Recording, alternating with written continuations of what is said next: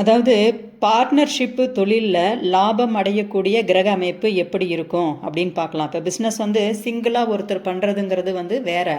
அதே நம்ம பார்ட்னர்ஷிப்பில் பண்ணுவோம். அதுக்கு நம்மளுடைய பார்ட்னரும் நம்மளும் ஒத்து போகணும்.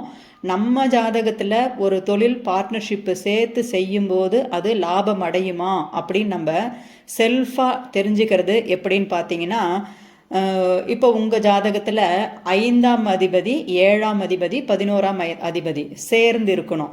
அதாவது 5ஆம் அதிபதி வீட்டில் 7ஆம் அதிபதியோ 11ஆம் அதிபதியோ இருந்தாலும் சரி, அல்லது 7ஆம் அதிபதி வீட்டில் 7ஆவது வீட்டில் 5 11 அதிபதிகள் சேர்ந்து இருந்தாலும் சரி, அல்லது 11ஆவது வீட்டில் 5 7 அதிபதிகள் சேர்ந்திருந்தாலும் சரி, அல்லது ஒருத்தருக்கொருத்தர் பார்வை பரிமாற்றங்கள் இருந்தாலும் சரி, அவங்களுக்கு கூட்டு தொழிலுங்கிறது லாபத்தை கொடுக்கும். ஏன்னா 5ஆம் இடம் நம்மளுடைய பூர்வ புண்ணிய ஸ்தானம், 7ஆம் இடம் கூட்டாளிகள், நம்முடைய கூட்டாளிகள். இவங்க ரெண்டும் சேர்றதுங்கிறது நார்மலான விஷயம். நம்ம ஒரு தொழில் ஆரம்பிக்கிறோம், அதுக்கு ஒரு பார்ட்னர்ஷிப் கிடைக்கிது அப்படிங்கிறது நார்மலான விஷயம்.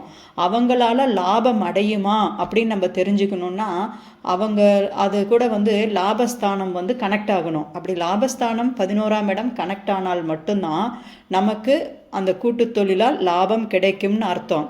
அப்படி கனெக்ட் ஆகலைன்னா நமக்கு அது செட் ஆகாதுன்னு அர்த்தம். ஒன்று அவர் கூட சேர்ற பார்ட்னருக்கு அந்த அமைப்பு இருக்கணும், அல்லது நமக்கு இருக்கணும். மெயின் நமக்கு இருந்தால் தான் நமக்கு லாபம் கிடைக்குங்க.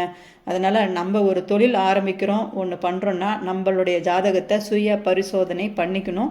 இல்லாட்டா ஒரு நல்ல ஜோதிடர்கிட்ட நீங்கள் ஒரு ஆலோசனை பெற்று உங்களுக்கு இந்த அமைப்பு இருக்கான்னு பார்த்தா பண விரயத்தை நீங்கள் தடுக்கலாம். இது ஒரு முன்னெச்சரிக்கையான ஒரு விஷயந்தான். நமக்கு இது செட் ஆகுமா ஆகாதாங்கிறது தெரிஞ்சுக்கிட்டு நீங்கள் ஒரு தொழிலில் இறங்குறது ரொம்ப நல்லது.